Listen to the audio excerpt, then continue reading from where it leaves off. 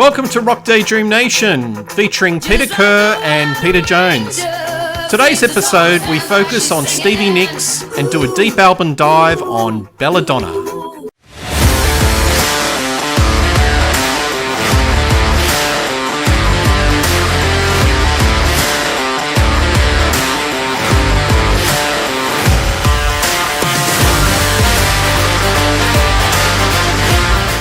Hey everyone, it's Peter Kerr from Rock Daydream Nation, and welcome back to the show. We've got Peter Jones. How are you, mate? Hello. Happy New Year. Great to see you.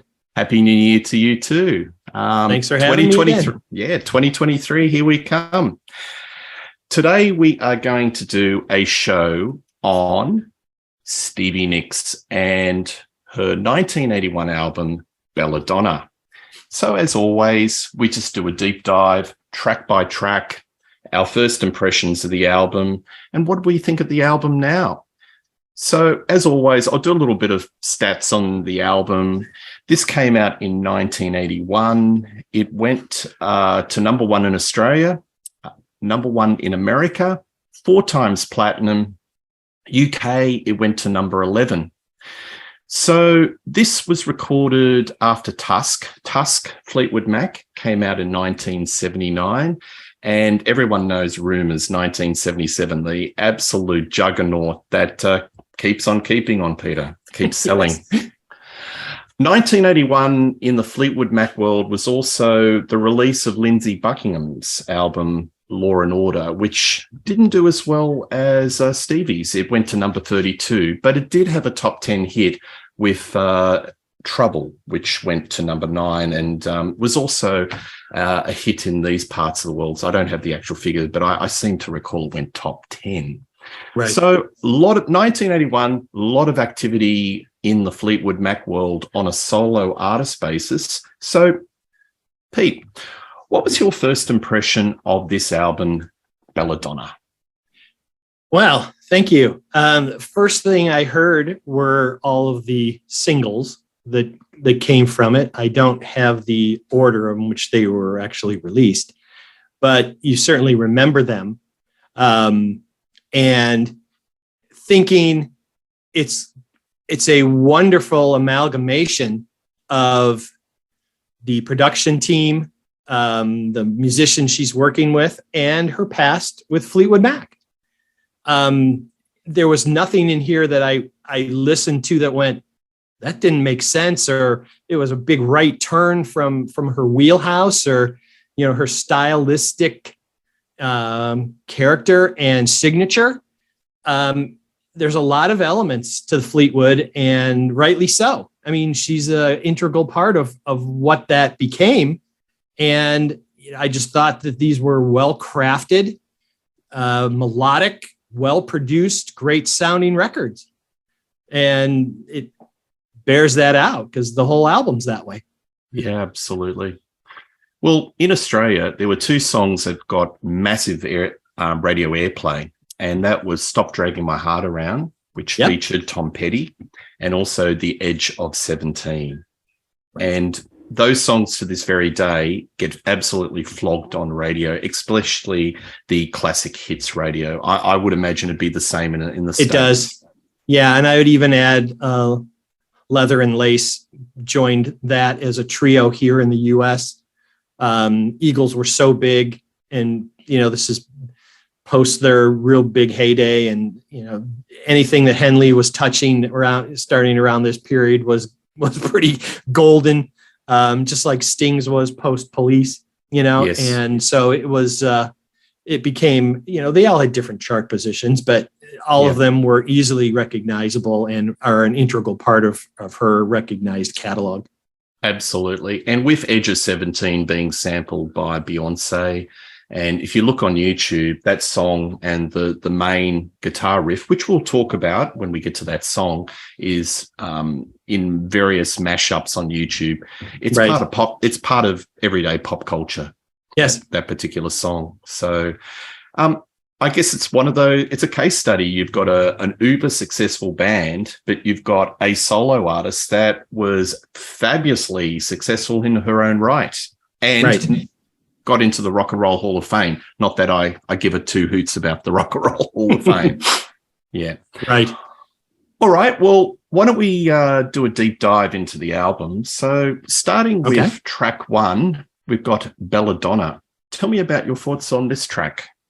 Well, just a quick footnote to add. I think if we take a quick second to look at what's happening here behind the scenes, because we've got Jimmy, I never could pronounce his name correctly. Jimmy Ovine.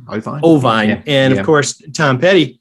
Producing. And, at the board, we've got Shelley Yakis, who to us Blue Oyster Cult fans and the Tom Petty catalog is a very schooled engineer.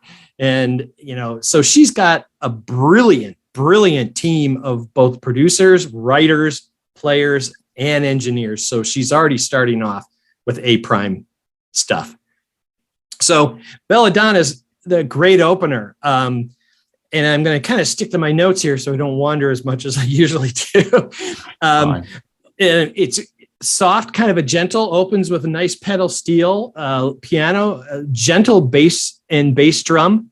That's a common theme through some of the songs through here, where those openings are where she chooses to introduce the songs. I'm going to say right off the bat, this is where the impact of Lori Petty and Sharon Solani show their value right off the shot. These are her tandem backup female singers who are just exceptional. Exquisite. Yes, and it creates a trio of voices that come in and out of compositions. And this one, right off the very first line, you hear this thick, rich, gloriously deep, but very tight harmonies. And you're like, okay. And they blend so beautifully together and create such a gorgeous sonic scape. I love how the instrumentation kind of weaves in and out of this. It creates little ebbs and flows that really kind of help the music breathe. Got to talk about Waddy Wachtel. From this very first track, his such subtle and so tasteful guitar playing that happens throughout this whole album, and specifically on this one. Drummer Russ Kunkel, who goes all the way back like Waddy does, Linda Ronstadt, Jackson Brown, you could go on and on who these guys played with, is so tasteful, and he never overplays and never gets in the way, but just is solid underneath. Belladonna in Italian means beautiful woman, but it's also, and I found this reference, that it's also a plant that's used in herbal supplements, but it's exceptionally toxic. But yet people put it in supplements. So there's a Belladonna plant and the Belladonna beautiful woman. It just creates a beautiful picture, and it's just, the lyrics are great, and it's got a soft, gentle mood that doesn't jar you. And it's just, you're already kind of in it. And it's reminiscent of the more softer Fleetwood Mac material. And it engaged me right off the bat from the opening track. Yeah. No, nicely put. I think the lyrics kind of reflect on Nick's fears and dreams and how they sort of fit into the rock and roll lifestyle. And this is a co-write with Benmont Tench. But if you look at the album, predominantly Stevie Nicks writing as solo, very confident songwriting. Oh, yeah. Prevalent all the way through this album. The harmonies on this song are just ethereal, dreamy, beautiful, special. Everything's in the right place. And I think you perfectly sort of summed it up. The playing on this song is, everything is just beautifully produced. It is gold carats. Every instrumentation, the mixing, everything is in the right place. Exactly. It's a beautiful opener. It's a bit quieter. It's not the power. So it's not like an Edge of 17.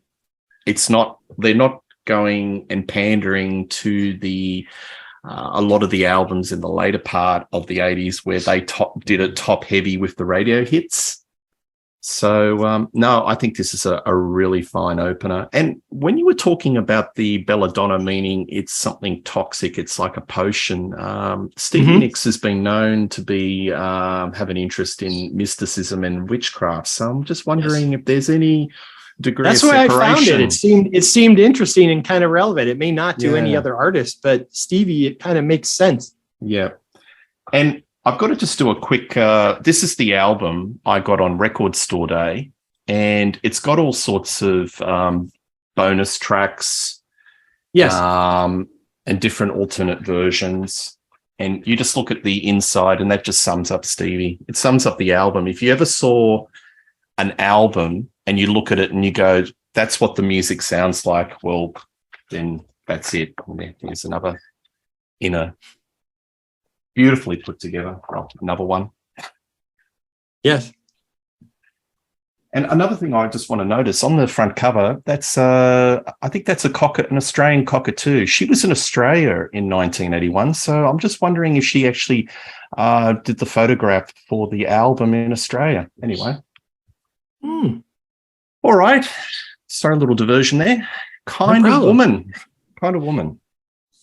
Second track. And this was written in 1973. So this was an older song that she had when she was in Aspen when she wrote Mudslide. And as is common with Fleetwood Mac, it's about relationships. Certainly about her and Lindsay. It's infidelity, the haunting of your ex. There's all kinds of stuff going on in this. A great piano and acoustic guitar intro. And I have to point out on this one, the beautiful rolling 6/8 feel that it has. This 1, 2, 3, 4, 5, 6, 1, 2, 3. It's waltz-like and it's gentle. And that beautiful 6/8 time gives it this rolling perpetual feeling where it kind of just keeps moving. This wouldn't work if it was in 4/4 standard time. I don't think it would have worked. I love how mystical and moody it is. It reminds me of the opening of Sweet Madam Blue by Styx. Instrumentation is slightly different, but that building kind of, before Dennis DeYoung starts singing in that, it's kind of got that feel to it. Very strong vocal from Stevie on this. And when the drums come in, it's not too much, but it gives it just enough lift.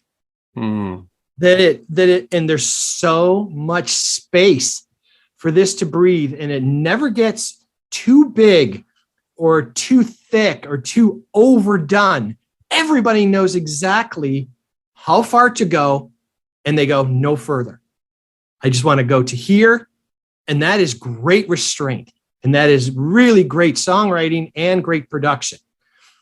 Very understated, but outstanding subtle guitar solo in here, and it only moves forward when the bass and the drums add their little touches to it, and it kind of pushes it just a little nudge, not a lot. And again, in the first song, the adding and removing of instrumentation works as its dynamic level. So as instruments come in, it just picks up naturally because of the added instrumentation, but it pulls back when they pull back. And great lyrics. It's one of my favorite tracks on here. I just fall in love with that rolling 6/8 feel. And it's entrancing. It's kind of mesmerizing and hypnotizing. It's really well done. Yeah, nice. The lyrics are very personal, and I think that's why people gravitate to Fleetwood Mac, Rumours, Tusk, Mirage, all those albums, because they're about personal experiences, about relationships that everybody can relate to. And I think this is why this album did so fabulously well in the day, because people can relate to the lyrics. This particular lyric is about infidelity and how it impacts and hurts. So the lyrics, temptation falls in your path, no hesitation why you ask. You have another waiting at home, and yes, she matters to you. So it's from the heart. It's very direct. I think Stevie's voice floats, and I love that. I love when Stevie has that honey tone and it just floats over the arrangement. And it's very soothing. And talking about song sequencing, this is the second song. Right. And everyone's going, yeah, very obvious, Pete. But no, they're not stacking it up with the hits. They're not putting the obvious sugar candy songs right at the top. They're doing another quite assuming sort of an acoustic number, a delicate song as the number 2. And that's very brave. And I think it shows artistic vision. So I love the time signature of the song and the delicate acoustic counterpoint with the piano.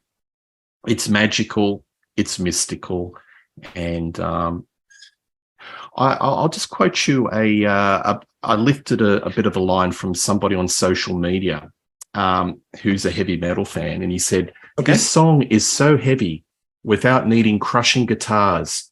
Reimagined, this would be a monster heavy metal hit. And I thought, yes, interesting. What do you think about that? Yes. Again, the 6/8 or 12/8, whichever you want to use, anything that's on an eighth note based, can really drive and can really, again, it's got natural propulsion in it. 3 comes on top of itself. It's that odd. So it's a left and then a right. It's not right, left, march thing. It's a rolling thing, and it rolls. And even with heavy instrumentation, it's going to push forward instinctively, because that's the way 3s feel. That's why we dance waltzes to 3, because it's move, it's move, and then it's move, and then it's move. And Strauss got it right. They're supposed to be in 3.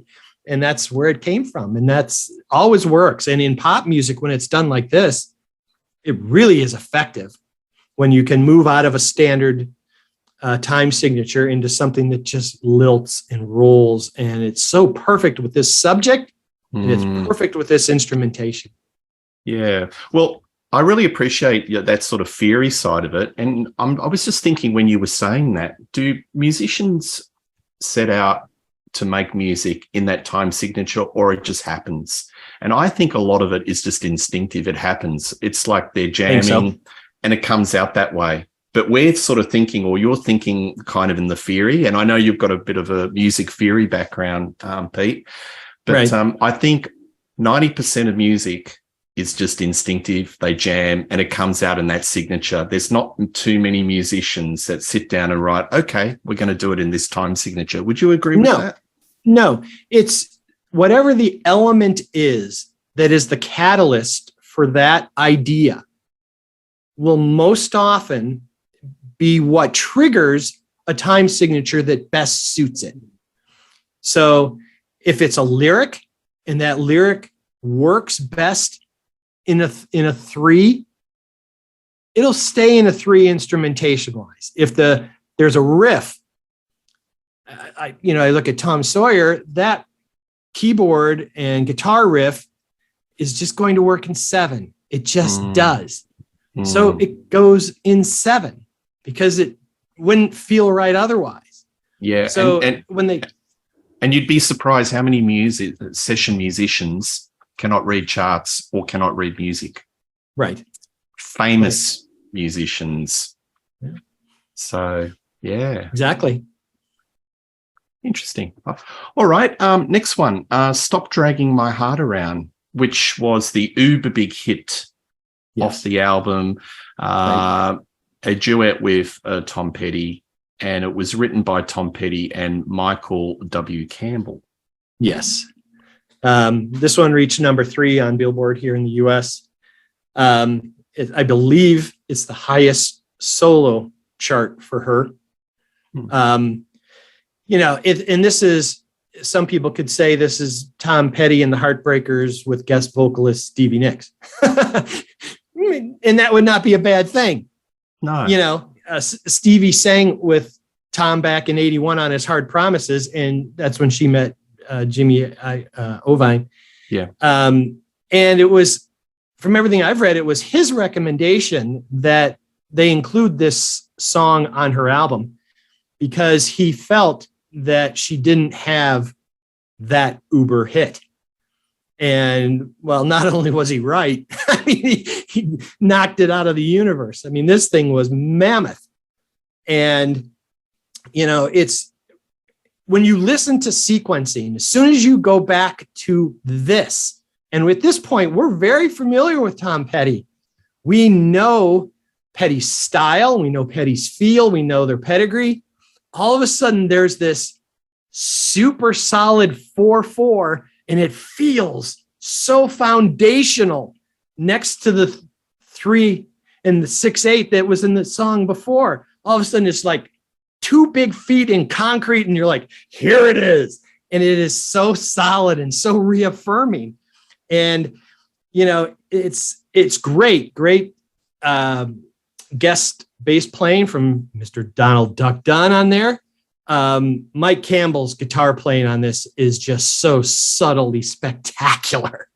You know, one of probably the most underrated guitarists of his era. The taste and the restraint and the musicality in which he plays is simply something to be admired. And this is a vintage feel from longtime Heartbreakers drummer Stan Lynch. This is his thing. This is what he does. And to me, no disrespect to Steve Froney or anybody else who's played in the Heartbreakers after Lynch was out, they don't feel right. Stan is a genius. Stan is the Ringo. He's the Phil Rudd. He is the John Bonham. I could go on and on. The Heartbreakers feel right when Stan Lynch is playing drums. The organ swells are just so properly placed and so tasty. It's just this little color that comes in and then it gets out of the way. It's not prolonged, and you just kind of hear them. You notice them, but you would notice if they weren't there. And I think that's a great sign. Great backups. And what I really love, and this is really subtle, because mostly Stevie is singing these verses by herself. She's not in the trio. So they added all these oohs after each line of the verse, of the chorus, of the solo section. So you've got this, and then these gorgeous backing oohs that come and tail off of each one of those, which I think are just absolutely amazing.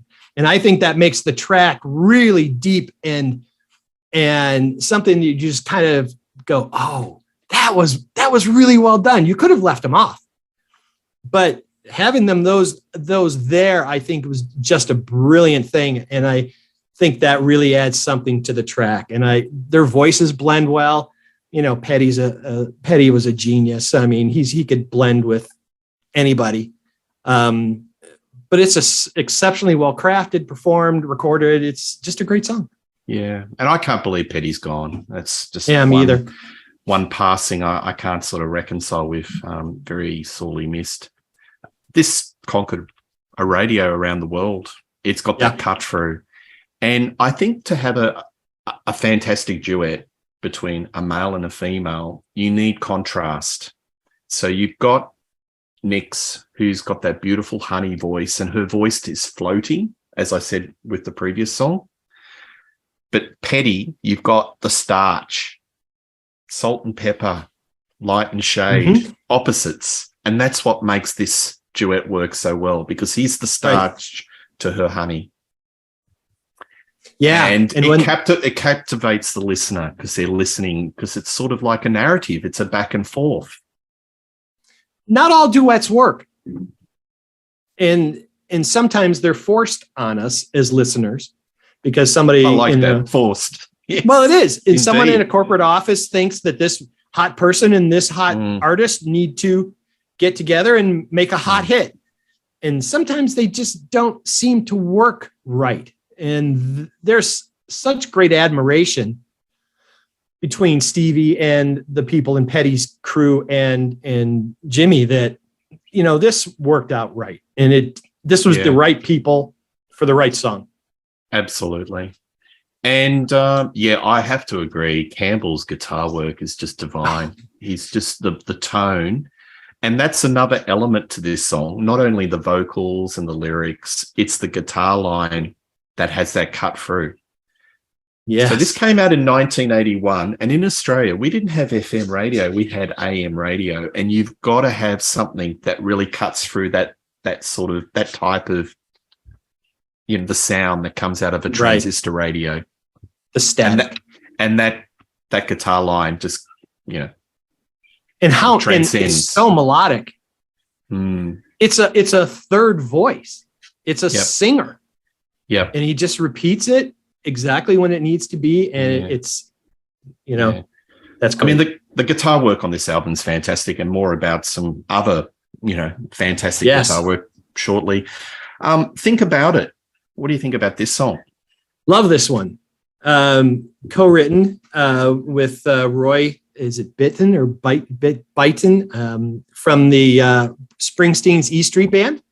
Another prominent guest on this from a legacy group. Compositionally, this reminds me right off the shot of, and I had mentioned it earlier, pick one: Jackson Browne, Elton John's Don't Go Breaking My Heart, the Eagles' Peaceful Easy Feeling, even Springsteen, of course. Written in 1975, it was intended to be a duet with the late Christine McVie, who's gone as well. Another one Blessings. I can't sort of understand. Yeah. Another hard one to take. Yeah.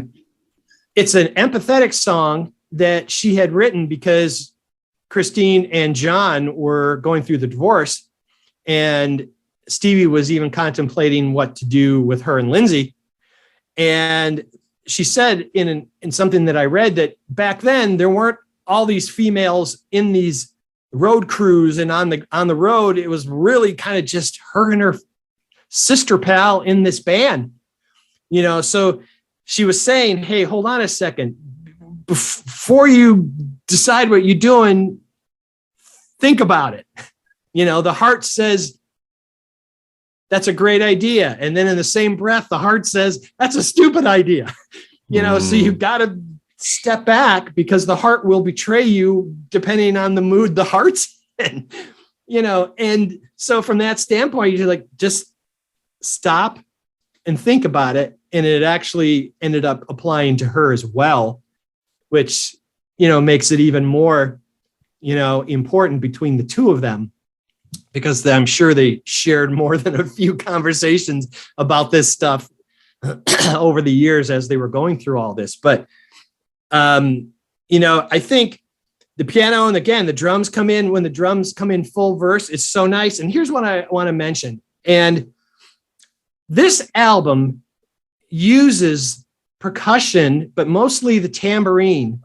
And it's even on her covers, because she's known to be walking around with it, plays such an important sonic role in this album.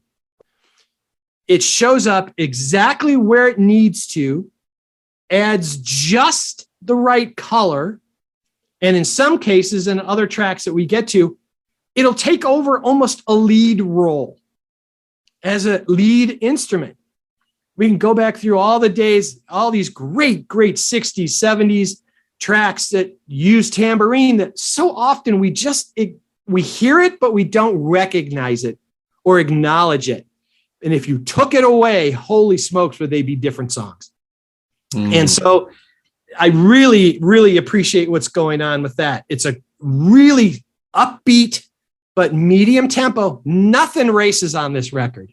Everything is comfort, relaxed, easy, nice thick organ, again, that jumps in and out on there. And I love how it breaks down and then it rebuilds. It breaks down and then it rebuilds and takes the song right back up. So it gives you just a tiny little break, and then up you go. I think the lyrics are perfect and the story sells itself, and it's easy to understand, and you listen to it and go, I've been there. I've been there. That made sense. That made sense.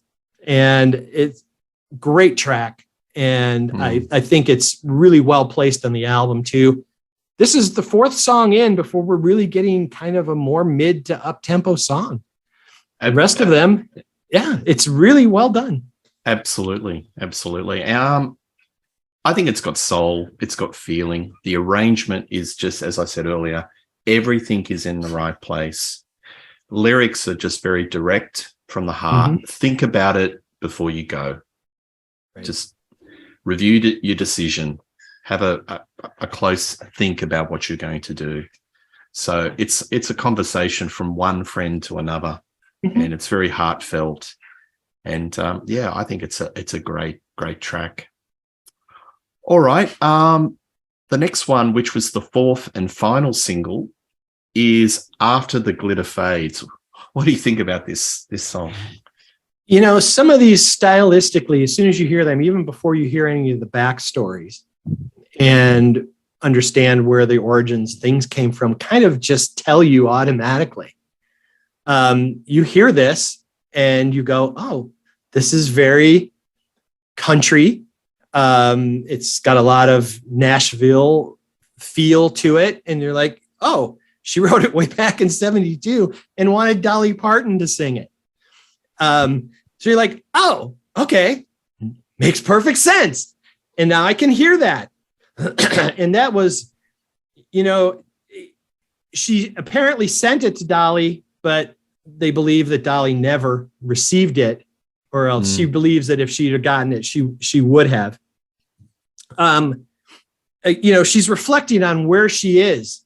You know, Lindsay Nicks Buckingham is fading. They're not going where they wanted and intended and hoped to go. Because this is, you know, 2 years before Fleetwood Mac, when in the timeline when she wrote it, that she's just, what is happening? Where are we going here? Which of course is a perfect country theme. You know, where am I in my life? And more pedal steel, more piano, more bass, more drums, you know, with tambourine in here again. There's a great, this is the first song where there's really a segment of it that's dedicated a spot for a guitar solo. It's the first real song that has it.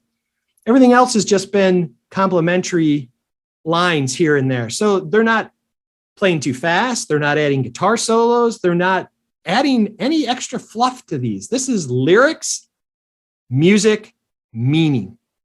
There's not a lot of extra stuff here. And excuse me, what I really like is that they go through it and the drums and the bass root themselves in a quarter note feel. And this is what I was talking about with the tambourine. But then all of a sudden, the tambourine goes to the eighth notes while the rest of them stay in that quarter note. And that's what's pushing the track forward. It's lead tambourine, for the lack of any other word. The tambourine is what's moving. And I always was told in jazz band, if it moves, you have to hear it. Somebody who's holding a note, get out of the way. Something that's moving needs to be heard. So the tambourine is the one that is now moving. It's a little further up, and that's what's pushing this track. And it just works perfectly. And that way the drums don't overpower the track. They still stay back and recess, but still have its impact. It's super simple, super direct, and loneliness of a one-night stand is hard to take. We all chase something, and maybe this is a dream. Yeah. Powerful stuff. It is. You know what Great track. Do you know what I think is the most valuable player on that particular track? Dan Dugmore. That pedal steel guitar is to die for. It's perfect. I am a soft touch for pedal steel guitar. I love it. And his playing on this album is absolutely out of this world. He is, I did a little bit of research on him. He is a very well-renowned session player for the pedal steel guitar. He was in John Stewart's road band, played for Linda Ronstadt. Yeah. And he was, if any of the famous musos were looking for a crack pedal steel guitarist, he was the one to go to. Right. And on this track, it's just beautiful. Yeah, it is. It's perfect. Yep. So this was the fourth and final single. It went to number 32, maybe because radio was very segmented. It wasn't maybe a tad too country for the mainstream, but it's just as good as any song on this album. and it should have Yes. done better. Well, and Yeah. we're 5 tracks in, and we haven't repeated a feel once. All 5 of these tracks are singularly and uniquely different in style and Yes. feel. They all carry the same kind of subtle instrumentation, but they work so differently. So the range and the breadth of compositions, just through 5 tracks is already pretty impressive. And Absolutely. our next one's going to even add a 6th element because this one wasn't present in the first 5 either. All right. Well, let's let the bull out of the Yes. gate. Edge of 17. Edge of 17. I put in here, while it didn't chart as high as Stop Dragging My Heart Around, I will contend that this is her most recognized solo song. Yes. I asked my wife last night, just out of the blue, I said, if you had to pick a Stevie Nicks solo song, she goes, what's the White Winged Dove thing? And that's what she called it, because she couldn't remember what it was called. Yeah. And I'm like, okay, cool. You answered my question. The fun backstories on this one, the title comes from a conversation that Stevie had with Tom Petty's ex-wife, Jane Benyo. And she was talking and recounting how she met Tom. And she said, well, there I was at the age of 17. Now, she is Southern, very Southern, and Stevie misunderstood age for edge. Now, if you think that's not possible, I have a 2-second story. The neighbor across from me when I was a little kid was very Southern. I was probably 8 or 9. The husband asked me into the kitchen. He showed me a picture and he says, Peter, what is this? And I said, Mr. Rice, it's a dog. Honey, what is this? A dog. Mine was a dog. Hers was a dog. So It does happen. And believe me, it makes sense. So she wrote Edge of 17 instead of Age, of course, to which Jane was very amused and thought that was quite funny. I mean, it's clearly the heaviest track on the record, but only because of one real element. It's Waddy's guitar. This, before fixing things on the internet, before Pro Tools, before anything else, the most difficult thing for a musician to do is to repeat the same thing over and over again, accurately, with great feel and consistency. This is a master class in right hand picking technique. It's a clinic. That is just amazing. Everybody knows what it is when that comes in. But what they do is something really unique, because when Russ Kunkel comes in, he's keeping time with his hi-hat, but he adds this syncopation. And for those who don't know what syncopation is a beat or a pulse that is off the main beat that kind of throws you. So if they're going 1, 2, 3, 4, the bass drum's going 1, 2, bam, 2, bam, 2, bam. Now it's creating this counterpoint. It's the offbeat. Yes. It's the offbeat. Exactly. In layman's terms, you are dead on.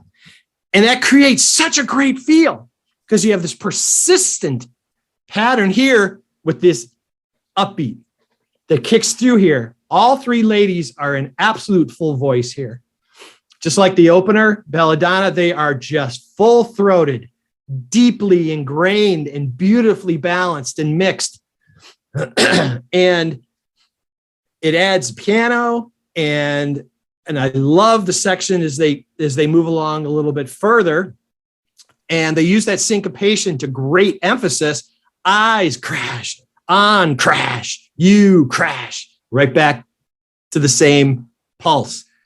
And then the drums add, and they go in on straight 4s, which takes it to another level during the chorus. And then it breaks back down. There's no solo. You would think a song like this would have a guitar solo. Nope, there isn't one.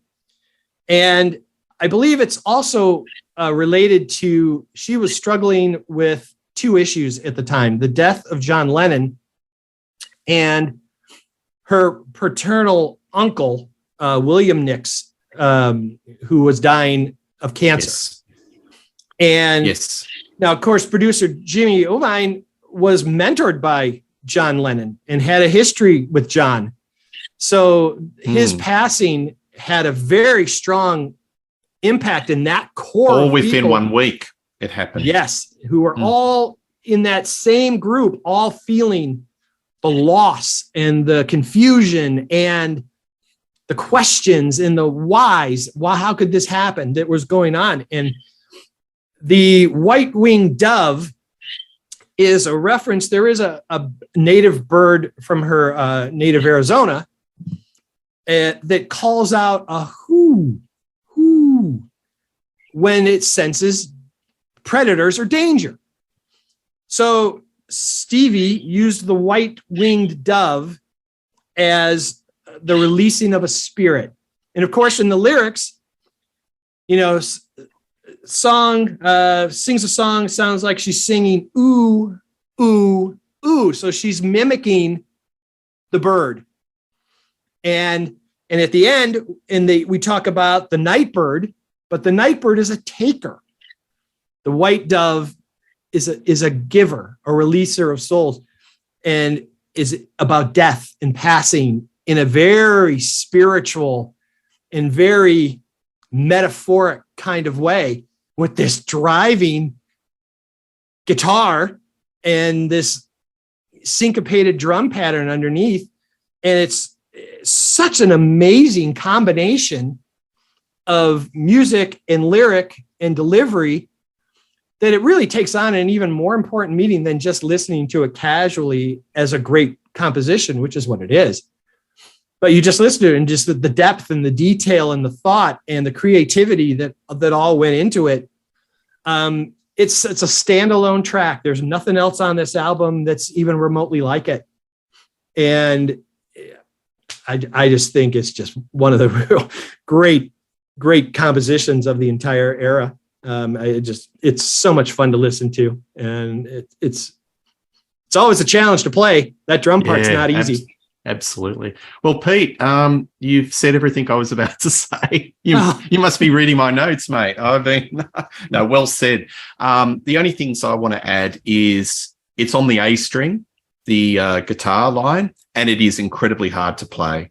Very fast picking, and there's all sorts of guitar tuition things on YouTube, and I've watched a few of them, and a lot of the guitarists say it is incredibly hard to play really well.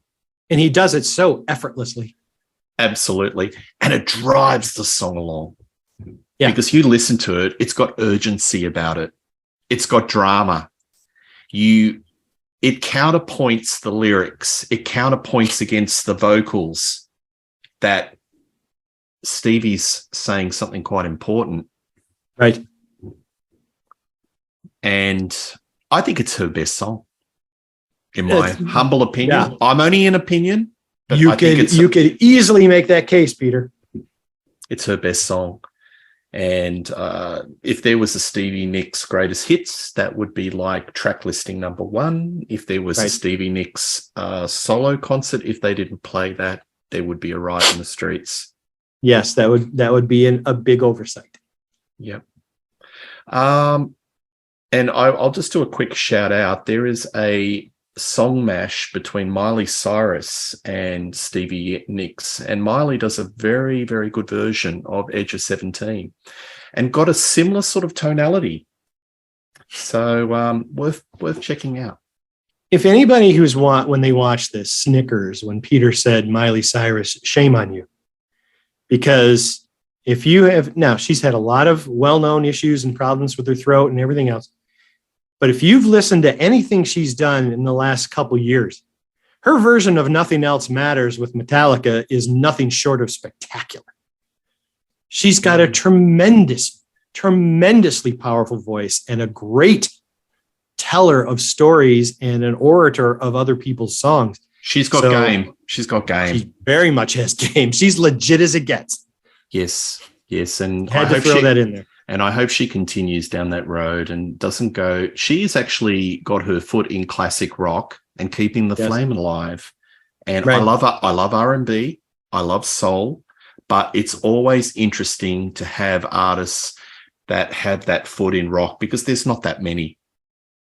You might have, this is a whole different topic, but you might have Pink. You might have some others that have the ability to shape shift between R&B and soul, and Miley's definitely in that wheelhouse. But getting back on point, she's got a very kind of similar tonality, and she delivers this song with aplomb. So check it out. It's on YouTube. Absolutely. All right. The next song on the album is How Still My Love. What do you think of this one? You know, Peter, I absolutely love this song. It might be my top track on this record. Title and lyrics came from two books that were in a hotel she was staying at. One of the books was How Still My Love, and the other was In the Still of the Night. And she admits openly she never read them. She's got no idea what the books were about, but she just saw the titles and took them for inspiration. This, to me, is the most Fleetwood Mac sounding so far. The parallels to Dreams are going to come out pretty heavily here. Guitar parts are used very similar. Drums, bass, again, more the beautiful pedal steel and piano. It's a very simple feel, but just like with Edge of 17, they add a little push at the end of 4. Bum, bum, bum. They add that and on 4, and it breaks up everything. The whole band repeats that feel, and it is so refreshing, and it is so subtle. It's only 1/8 note, folks. It's just pushing on the end of 4 instead of just playing straight back to the downbeat on 1. And what does it do? It suspends. It causes things to just kind of hang and resolve, which we as listeners find very pleasing. We love when things resolve. That's how we listen. That's how we talk. That's how we communicate. We love things that come to a safe in a calm spot. And that little subtlety makes each of those little verses, and every time that it happens, suspend for a second, gets your attention, and then resolves. I think that's exceptionally well done. Bass drum is very much like what Mick would do with Fleetwood. It's very subtle. And Waddy's really shining on this. There's a lot of Lindsayisms going on in this one. Not only playing-wise, but tone-wise. Sonically, you hear very similar guitar characteristics to this. I love the bridge, and the later in the song they move and shift from that little push on 4 to after 2, and now it changes the whole feel of the song because it happens 2 beats earlier, and now it feels like it's moving forward instead of suspending, waiting for the downbeat. Now the song is moving. So now it's got life. Like you've put a little more foot on the accelerator. It's starting to move again. All he did is shift that emphasis from 4 to 2. It's so perfect. And it's such a great compositional tool. Great bass playing in here from Bob Gulab. I'm so bad with names. My name's Jones, for goodness. I'm horrible with names. And what is great on here is that, you know, Jimmy and Tom have such a great signature drum sound that even though this is Russ Kunkel, it's that very wet, loose, deeper snare drum tone that's got impact, but it doesn't crack. It's not harsh, and it doesn't take over the sonics of it sits in the mix so beautifully, but it's there. And that's the Petty sound. Stan Lynch's drums have always sounded like that. Even Mick Fleetwood's drums never had that cracky high end. You know, you would never mistake him for Stuart Copeland or Ian Pace or any of those guys because it's soft and wet, and you know, it's nothing. It's got the Petty sound in the drums, but the Fleetwood Mac in the essence. And, it's a very romantic song, she said. She wasn't into overtly sexual things, and she wasn't. This creates a mood in your head. And again, that everything just works together. You can sense romance and love and gentleness and kindness. And that's what it just really struck me with this. There were so many elements that I thought were both great sonically and compositionally that I just really took to this one and really just grabbed on tight, because I just think it's an absolute standout. Yeah, well said. I've got a question for you, Pete. Yes. So Stevie Nicks, she's in this session, and you're talking about compositional choices, arrangements. Right. Do you think she had much to say in regards to that, or it was mostly Jimmy that would have been calling the shots with how the arrangements, were laid out? I've seen some of and it's very tiny footage of some of the makings of. I have to think that first it would come from Jimmy.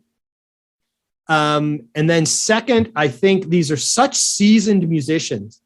And I think they all had such faith in each other and what they were doing, that if there was someone who said, hey, what if we try this? Or what if we do this? And everybody recognizes that it just feels great and doesn't detract from what the song was trying to do, they'll do it.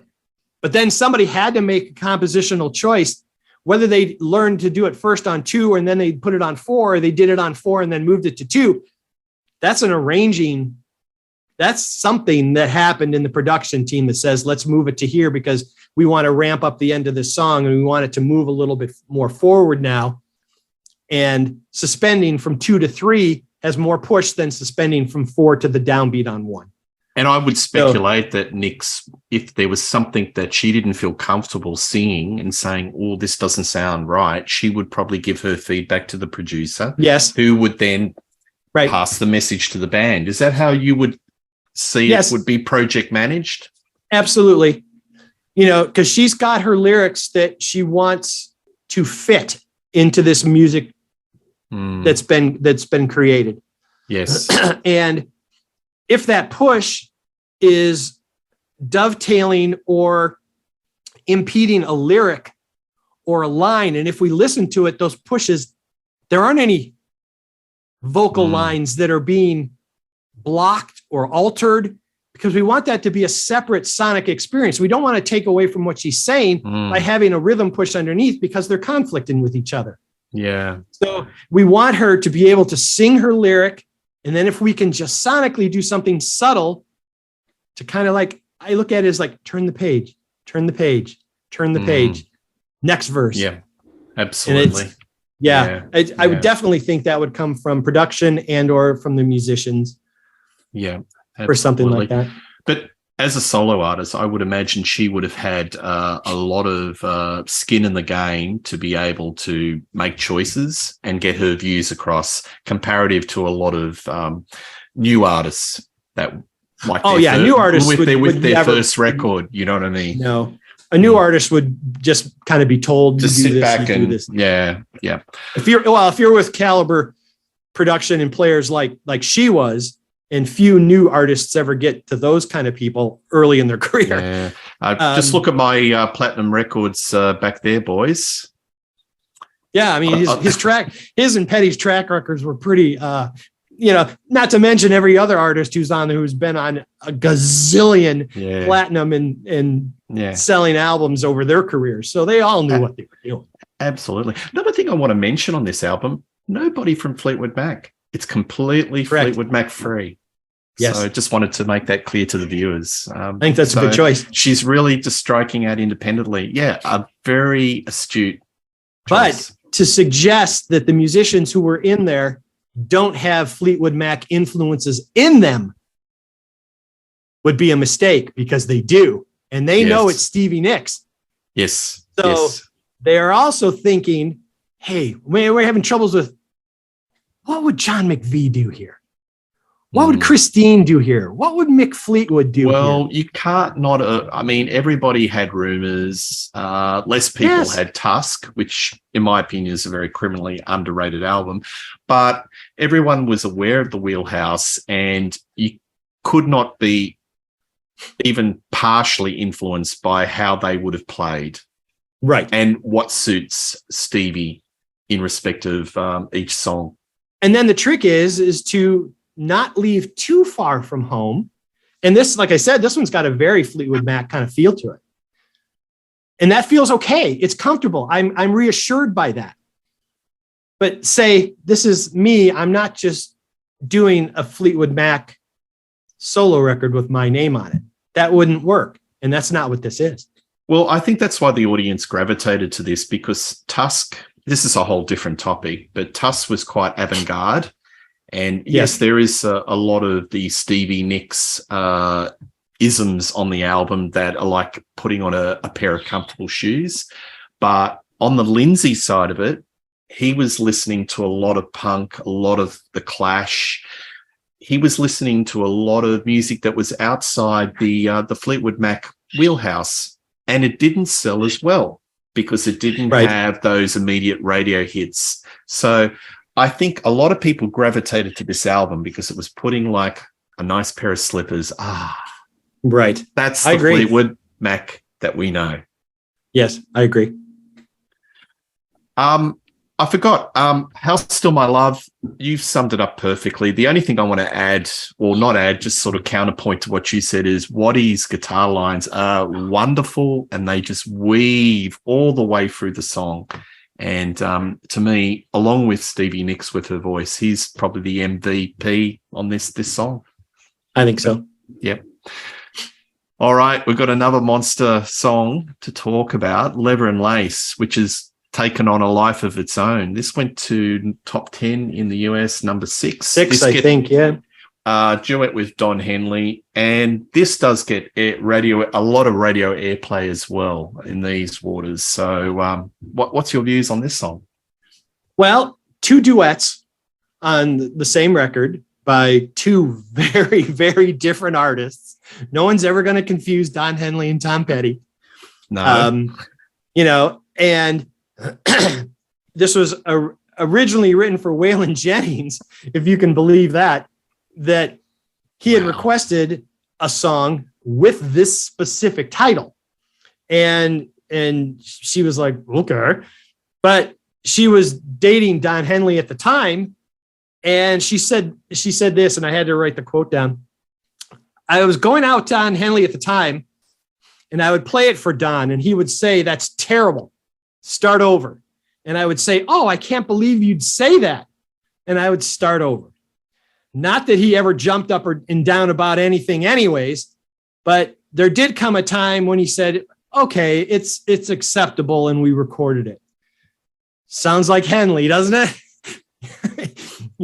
What we know about him all these years after his heyday in the Eagles and everything else. He's maybe not everybody's favorite musician, but can't deny his talent. You certainly can't deny his track record as an artist. I think this is a very simple song that is really stripped down, piano, acoustic guitar. We can't dismiss Davy Johnston's contributions in here too, because this is a guy who on his own is easily a legacy player as Waddy became. His stuff with Elton John is epic. I mean, he's a master musician, and he chose and accepted his role to play the acoustic parts. And they're subtle, but again, if you take them away, these don't work.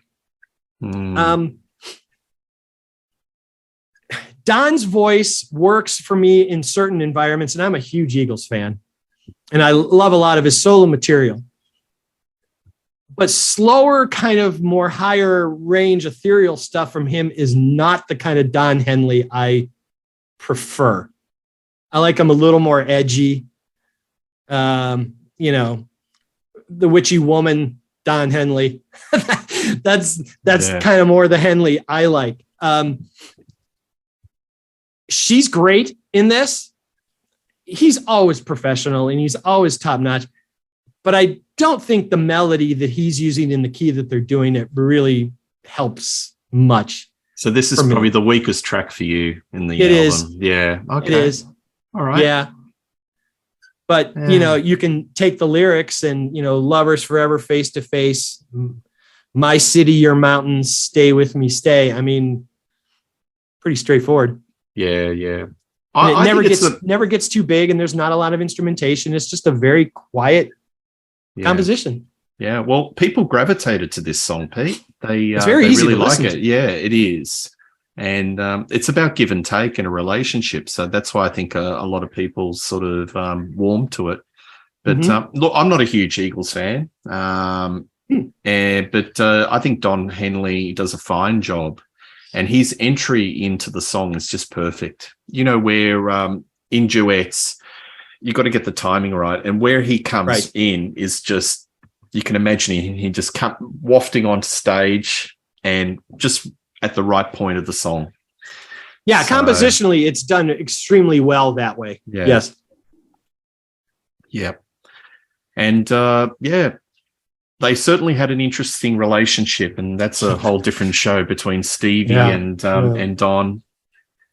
Stevie knows how to pick her men. That's all I'll have to say. Yeah, she's got an interesting track record. Yes, absolutely. All right, we're coming to the business end of the record. So we've got Outside the Rain.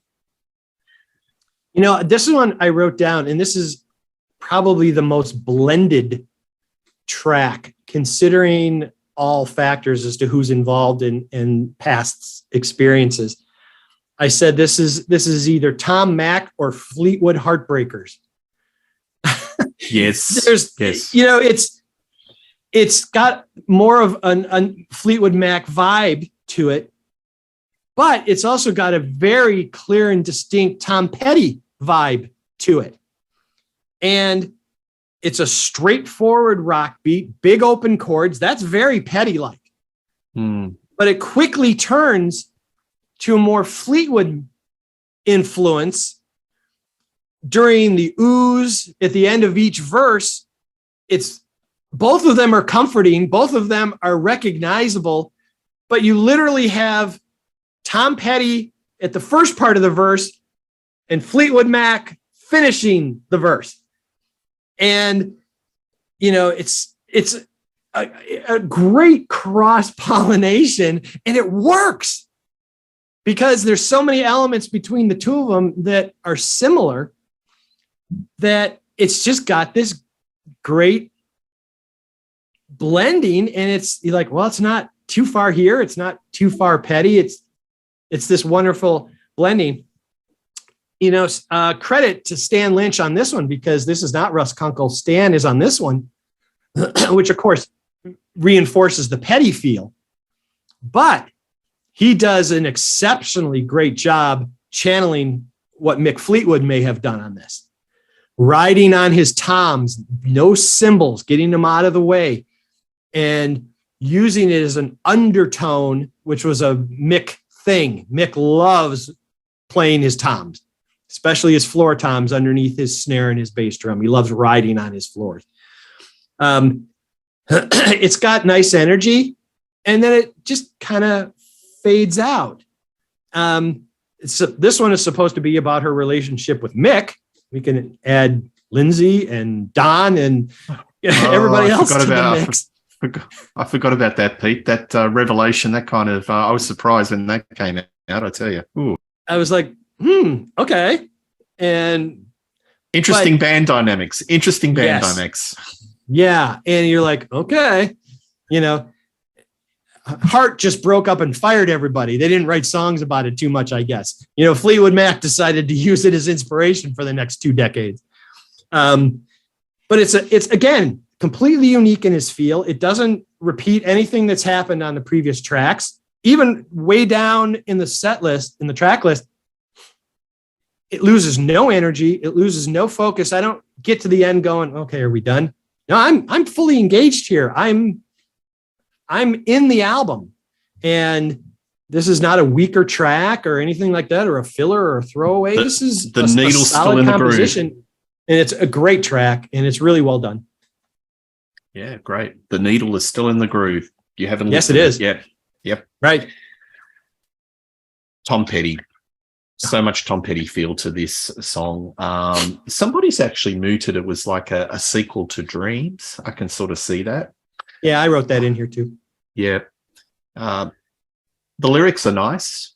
Two lovers, one of them unwilling to express themselves or unable to. So again, universal themes, relationships. That's why people gravitate to this sort of music. I find the refrain of "It's only a dream" quite haunting. How it's repeated over and over again.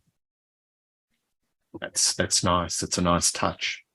Well, and what is great about it is that she waits, until the very last line of the song. Somebody said, "Outside the rain." That's the only time that is used on a song that's titled "Outside the Rain." It's the one time she says it. And it's the last thing she says. So it's the last thing you remember when it's over. And you're like, really well done. And that's, again, an artistic choice from a very competent lyricist. Yes. Who knows how to use words and arrange them and construct them for not only feel and melody, but for purpose, definition, and storytelling. And that is an element that is rare to have, lyricists who are that. And the really good ones are the ones who do it. I mean, Bernie Taupin, and we could go through any of these who are, master lyricists, even Neil, gone 3 years today, Mr. Peart. He was able to take those words and make them do what they want to make the story work. And that's a great touch. Yeah, no, well said. All right, the last song on the album is The Highwayman. What do you think of this song? This is a very a quiet ending to a very wide-ranging and varied stylistic record. This one has the most feel of early Eagles, and again, not surprising. Who's on it? Don and Henley, both Felder and Henley.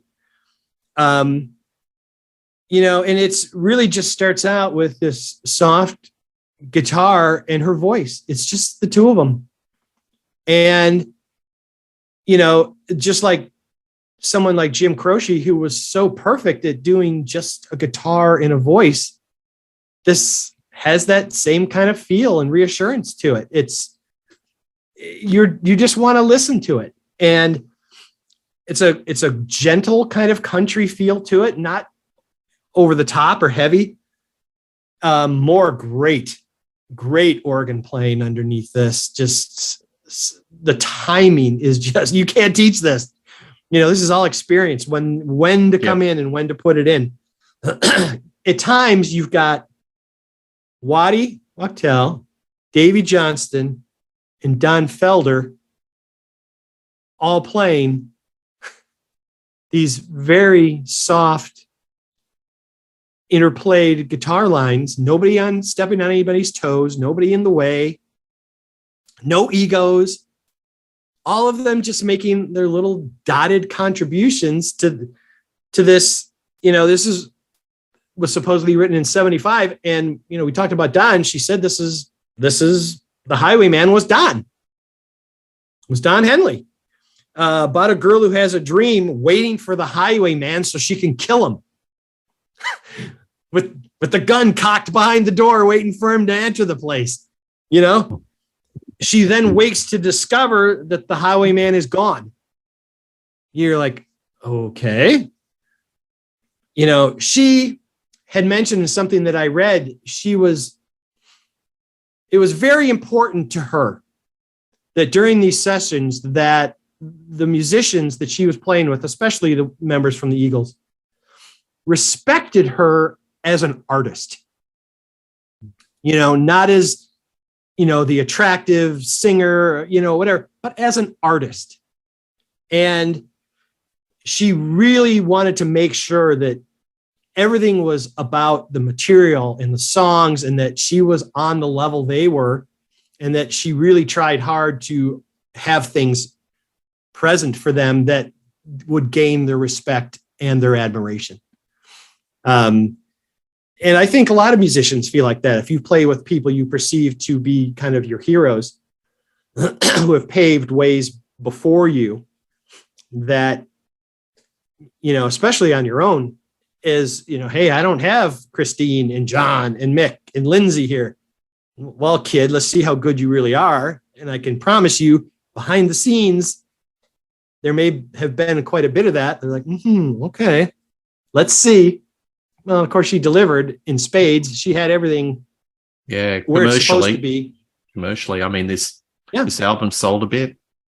And she got her cred, her solo card, first shot. Yep. Took the test, passed. You're good. You're in. Yep, absolutely. So it's an impressive run. Yep. I like the romanticism of the Highwayman that she's referring to. Robs from the rich, gives to the poor. I think it's it's an interesting lyric. It's based on an old poem, and Don Henley on drums and Don Felder. He the glory, she the love. Yep, it sums up this album. Just the best musicians, for the best arrangements, for the best produced songs. Right. No, I agree. It's a fine closer to the album. Yes. So, Pete, thank you for that. I think this is her best album. I think her subsequent albums were less interesting and became more corporate. I think this is the sweet spot. Well, when you're first trying to prove yourself, there is a lot to be said about nervous and fear and rejection, and all those things can play a very strong creative role in keeping you focused, keeping you motivated. And let's face it, she'd earned the right to work with this group of musicians. She was in Fleetwood Mac, for freak's sake. I mean, she's earned that, but we've seen a lot of solo artists who come out and don't ever really come close to matching up, even with strong foundational support in musicians. They just don't they don't have the compositions. They don't have the foresight. They don't have the vision. She had all of it. And it just reinforces, because none of us ever for a second marginalize any of the other four in Fleetwood Mac. All of them stand on their own as just brilliant musicians. And this just reinforces that group was five very, very equal powerhouses who found a way to come together and create some of the greatest music of their era. Yeah. Well, to the viewers, there may be a lot of viewers don't like that sort of West Coast, middle of the road rock. There's a lot to love on this album, because there's a lot of diversity, all different genres, and you've got a songwriter, a female vocalist at the peak of her powers. And I really think this is her best album.